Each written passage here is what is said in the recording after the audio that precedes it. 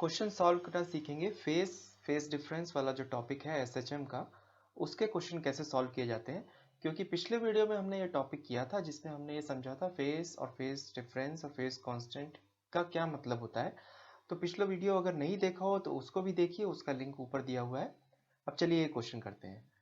इस क्वेश्चन में दो पार्टिकल्स जो एसएचएम कर रहे हैं, सेम एम्पलीट्यूड ए और एंगुलर फ्रीक्वेंसी ओमेगा, दोनों का मीन पोजीशन आपस में एक डिस्टेंस पर है। एक्स नॉट डिस्टेंस दिया हुआ है दोनों के मीन पोजीशन के बीच का, और एक्स नॉट की वैल्यू उनके एम्पलीट्यूड से ज़्यादा है। तो अब क्वेश्चन है कि मैक्सिमम सेपरेशन, अगर दोनों पार्टिकल के बीच में किसी एक समय पर मैक्सिमम सेपरेशन हो सकता है एक्स नॉट प्लस ए, उसके आधार पर हमको बताना है कि फेज डिफरेंस, इन दोनों के मोशन का जो फेज डिफरेंस है वो कितना है। तो बहुत आसानी से हम लोग इस क्वेश्चन को करेंगे इक्वेशन की मदद लेते हुए। अगर हम दोनों पार्टिकल्स का इक्वेशंस लिखते हैं, पार्टिकल 1 की इक्वेशन लिखते हैं, x1 is equal to a sine omega t plus φ1 मान लेते हैं। φ1 इसका फेस कांस्टेंट है, और क्योंकि यहाँ पे सब सिमिलर दिया हुआ है, दोनों पार्टिकल्स का एम्पलीट्यूड भी सेम है, एंगुलर फ्रीक्वेंसी भी सेम है, इसलिए हमने ऐसे लिखा। सेकेंड पार्टिकल का भी इसी तरह से लिखते हैं, x2 a sine omega t plus φ2, दूसरा फेस कांस्टेंट इसका लिखा φ2। दोनों के बीच में जो फेस डिफरेंस है उसकी वैल्यू हो गई φ1 माइनस φ2। वही हमको इसमें पता करना है इस क्वेश्चन में। अब जो कंडीशन दी हुई है, यानी कि मैक्सिमम सेपरेशन बिटवीन देम, जो x नॉट प्लस ए है, तो हम दोनों पार्टिकल्स जो हमने x1 और x2 लिखा है वो उनके अपने अपने इक्विलिब्रियम पोजीशन से पोजीशन मार्क किया है। x1 और x2 तो दोनों पार्टिकल की अपनी अपनी इक्विलिब्रियम पोजीशन से पोजीशन है। तो किसी एक समय पे एट एनी टाइम किसी एक समय पर इन दो पार्टिकल्स को के बीच का जो डिस्टेंस है वो हम कैसे लिख सकते हैं। वो हम लिख सकते हैं, इन दोनों पार्टिकल्स के बीच का जो सेपरेशन है उसको हम लिख सकते हैं x not plus x1 minus x2। ये तो सेपरेशन हो गया दोनों पार्टिकल्स के बीच का, क्योंकि x नॉट तो वैसे ही दोनों के मीन पोजीशन के बीच का सेपरेशन है। उसके अलावा x1 माइनस x2 किसी एक समय पर। तो अब इसको हम अगर इक्वेशन को लिखें, x नॉट प्लस a तो कॉमन हो गया, sine omega t plus φ1 omega t plus φ1 और minus sine omega t plus φ2। ये हमने दोनों इक्वेशन को माइनस करके लिखा। ये तो हो गया जनरल किसी भी समय पर दोनों पार्टिकल के बीच का डिस्टेंस। अब क्योंकि ये गिवन है कि मैक्सिमम सेपरेशन a है, तो x नॉट तो कॉमन हो गया, ये यानी कि ये पूरा टर्म जो है इसकी मैक्सिमम वैल्यू a है। तो इस पूरे टर्म को हम अलग से लिखते हैं और इसको ट्रिग्नोमेट्री की मदद से हम सॉल्व करते हैं।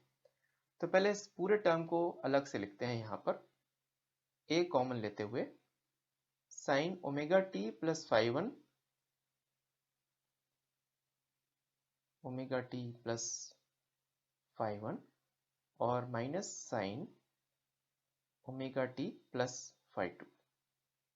इसी को ट्रिग्नोमेट्री की मदद से हम लिख सकते हैं 2a cos omega t plus φ1 plus φ2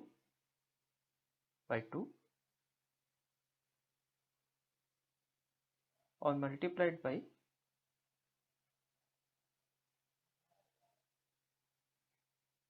sign φ1 minus φ2 by 2। अब ये पूरा टर्म जो हमने लिखा है इसकी मैक्सिमम वैल्यू हमको a चाहिए, क्योंकि यहाँ पे गिवन है उन दोनों पार्टिकल्स के बीच का maximum separation x naught plus a। x not तो ये कॉमन टर्म हो गया, इसके अलावा ये वाला पूरा टर्म इसकी मैक्सिमम वैल्यू a होनी चाहिए। वो कब हो सकती है, जब ये वाला टर्म जो टाइम डिपेंडेंट है इसकी मैक्सिमम वैल्यू यानी 1 हो जाए। उसके आधार पर हम कह सकते हैं जो बाकी बचा हुआ टर्म है यानी 2a इंटू ये वाला टर्म, इसको मिला के हम लिखते हैं, इसकी वैल्यू a के बराबर कर देते हैं, यानी कि 2a into sine of phi1 minus phi2 divide by 2, इसकी वैल्यू हो जाएगी a। ये कब हो सकती है?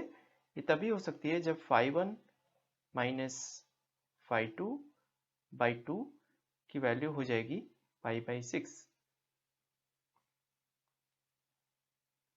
इसका मतलब phase difference phi1 minus phi2 हो गया पाई बाई 3। यही हमको कैलकुलेट करना था इस क्वेश्चन में, तो इसका आंसर हो गया पाई बाई 3, यानी कि ऑप्शन ए।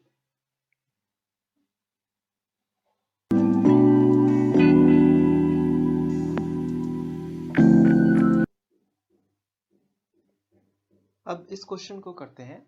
इसमें एक पार्टिकल SHM कर रहा है एक स्ट्रेट लाइन में, और सबसे इंपॉर्टेंट चीज दी है कि स्टार्टिंग फ्रॉम रेस्ट, इसका स्टार्टिंग पॉइंट रेस्ट से है।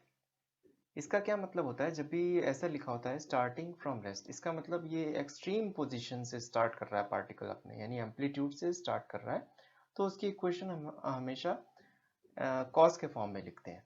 तो क्योंकि यहाँ पे ऐसा लिखा है आफ्टर स्टार्टिंग फ्रॉम रेस्ट, तो इसकी इक्वेशन हम सबसे पहले लिख लेते हैं x is equal to a cos omega t।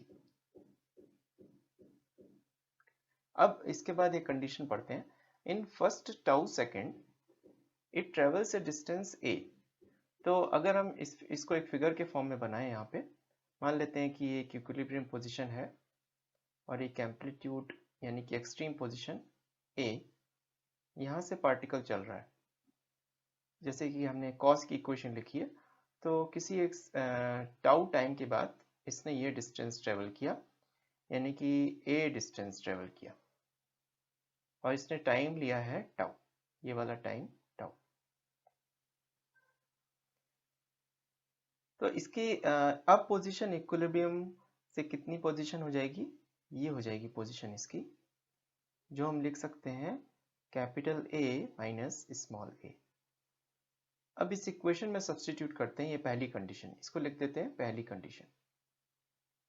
Position हो गई a capital A minus small a, तो x की जगह पे इसकी वैल्यू लिखते हैं capital A minus small a is equal to right hand side में amplitude a cos omega into tau. ये पहली कंडीशन। इसके बाद और भी इसमें गिवन है कि अगर पार्टिकल ने इसके आगे और उसी डायरेक्शन में और टाउ सेकेंड में 2a डिस्टेंस ट्रेवल किया, तो इसी के आगे हम दिखाते हैं कि पार्टिकल यहीं से और 2a डिस्टेंस आगे जा रहा है। मान लेते हैं इतना और 2a डिस्टेंस हो गया, इसने ट्रेवल किया उतने ही टाइम में और टाउ टाइम में। तो अब ये इसका इक्विलिब्रियम से कितना पोजीशन हो जाएगा? ये वाला पोजीशन हो गया इक्विलिब्रियम पॉइंट से। इसको हम लिख सकते हैं कैपिटल A माइनस 3a।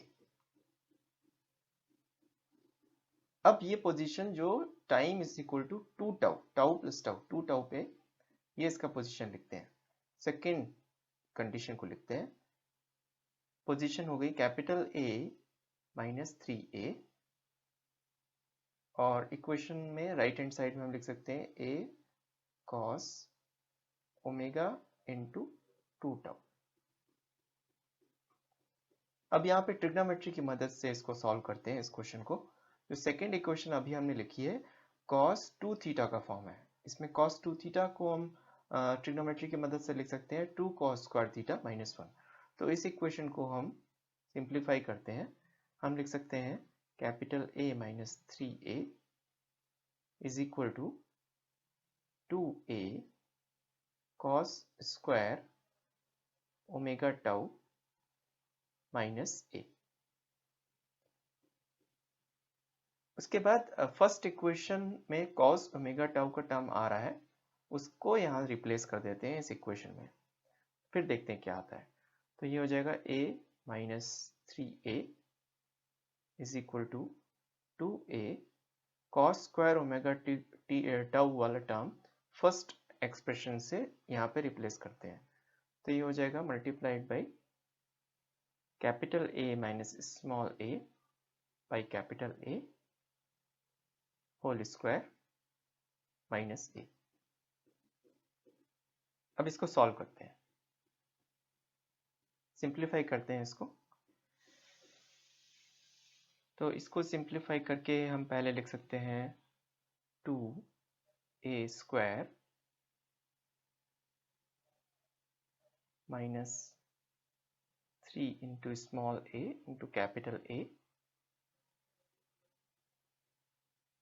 और equals to 2 into capital A minus small a whole square. इसको और सॉल्व करते हैं, सिंप्लीफाई करते हैं राइट हैंड साइड को।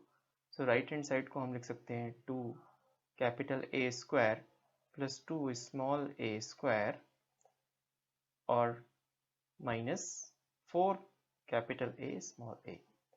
बस इसके बाद इसको सॉल्व बहुत आसान हो गया करना। अब 2a स्क्वायर टर्म दोनों तरफ कैंसिल हो जाएगा और हमको सिर्फ मिल जाएगा capital A into small a is equal to 2a square. इसका मतलब capital A is equal to 2a। Amplitude हो गया 2a, ऑप्शन में नहीं है क्योंकि ऑप्शन में एम्पलीट्यूड 3a या 4a दिया है, तो ये दोनों पॉसिबल नहीं है। अब time period of oscillation check करते हैं। उसको चेक करना अब हमको आसान हो गया क्योंकि अभी जो हमने कैलकुलेट किया एम्पलीट्यूड, उसकी मदद से हम स्मॉल a की वैल्यू लिखते हैं तुरंत। स्मॉल a की वैल्यू हो गई कैपिटल A/2। बस अब इसको लेके हम फर्स्ट इक्वेशन में सब्स्टिट्यूट कर देते हैं। स्मॉल a को फर्स्ट इक्वेशन में सब्स्टिट्यूट कर देते हैं, तो ये हो जाएगा capital A minus capital A/2 is equal to a cos omega tau.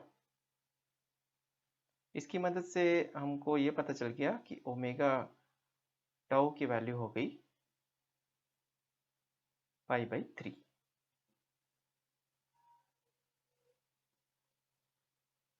यहाँ पे ओमेगा टाउ की वैल्यू हो गई π/3।